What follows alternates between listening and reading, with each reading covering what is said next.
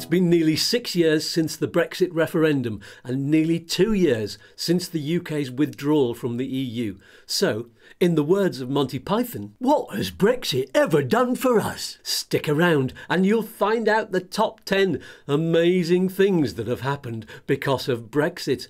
Welcome to YouTooSpain. Let's do the Brexit Spanish boogie.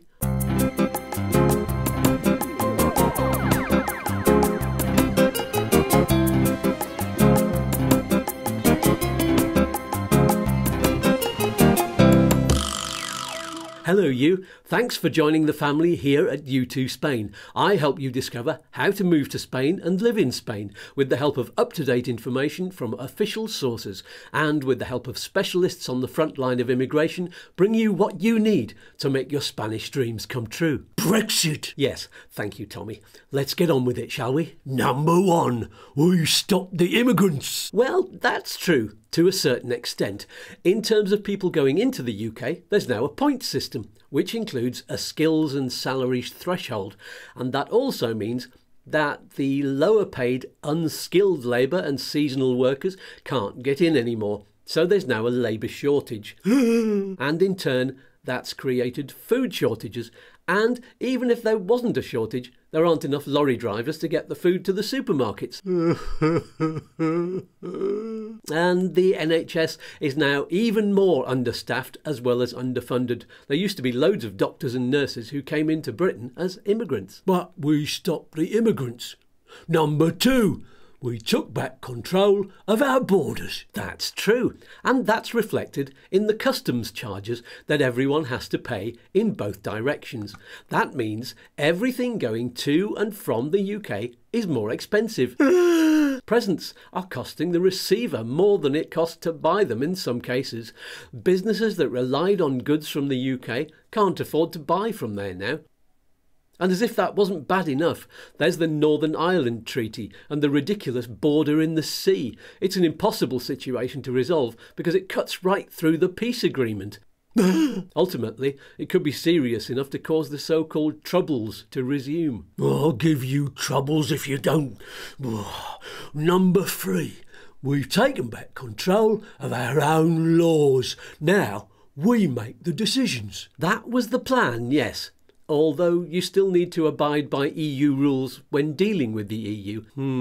And, to begin with at least, you've had to basically copy the EU laws because it would be too much of a shock to the system to change everything all at once. Besides, there are quite a lot of EU laws that were actually negotiated or supported by the UK while they were in the EU.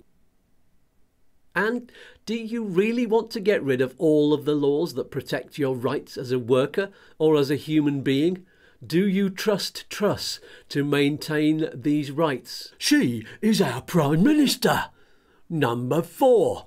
We've taken back control of our national measurements. The UK can now use pounds and ounces again. Well, that's not complicated at all now, is it? Do you know how many ounces there are in a pound? No. Number 5. Britannia rules the waves. Make Britain great again. Because we're in charge of what we do, we had a go at the Russians for what they done to Ukraine. We were the first to help. Which caused a fuel crisis and then a cost of living crisis. Not that you shouldn't support the underdog, but you know, that and Brexit has had quite an impact on inflation. You've got a weaker economy, wages are falling behind inflation, and now there are strikes everywhere. I'll strike you. Number 6. We get to keep our great British pound. Actually, you were never going to lose the pound. Except that exchange rates have plummeted so much on the run-up to and in the aftermath of the referendum result that it's lost nearly 1/3 of its value against the euro. Typical. Pensions are now worth so much less to retired Brits in Europe that some are having to move back to the UK. Number 7, you can't have a go at this one, trade deals. We can negotiate trade deals with any country now without being restricted by the EU. Yeah, but the trouble is you've lost all of the favourable terms you had with the whole of Europe, your nearest neighbours, with whom you did an enormous amount of trade.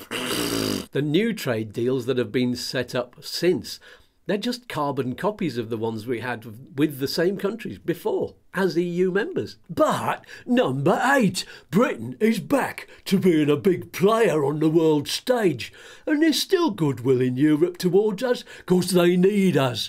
Lots of us have got holiday homes in Spain and spend loads on their economy.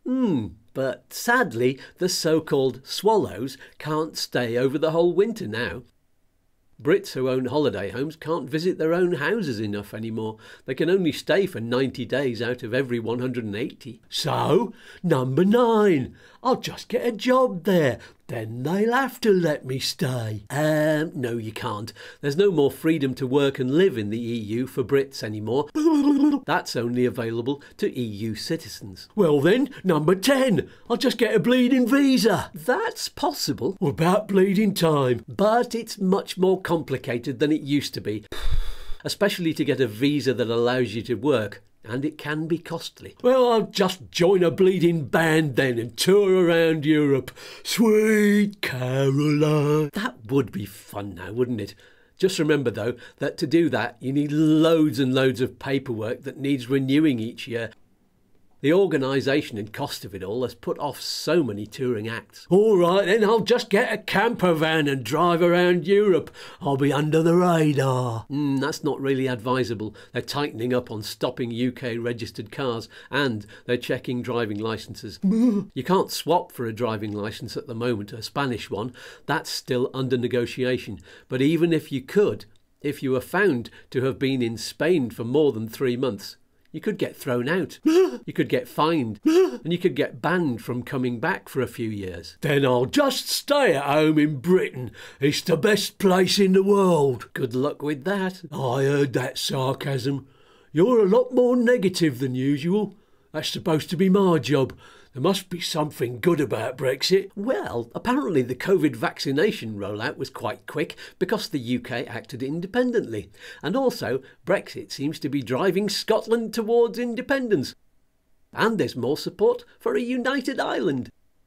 I think I might as well move to Ireland then. Actually, if you do that and stay long enough, you could get an Irish passport and bypass Brexit altogether. That's what I did. You lucky b****. And that means I can still get all of the benefits of being European, like grants and subsidies, freedom of movement, all kinds of protections. Oh, shut it! Peace and love, Tommy. I'll give you peace and love. If only you could find some. What's that supposed to mean? It means, Tommy, that someday your prince will come. I don't want one. I already got a princess. Hey, do you realise we got through this whole Brexit video without mentioning the £350 million a day for the NHS that was promised on the side of a bus? I'm very glad we didn't mention that. Did we get the money? No, apparently it was a barefaced lie. Oh dear, what's the world coming to if we can't trust politicians, eh? Indeed. By the way, have you seen Walter anywhere? YouTooSpain.com. Ah, there you are. Fancy a dance? Can we do the Brexit £350 million lie dance? Well, why not? Oi! See you in the next video. Oi!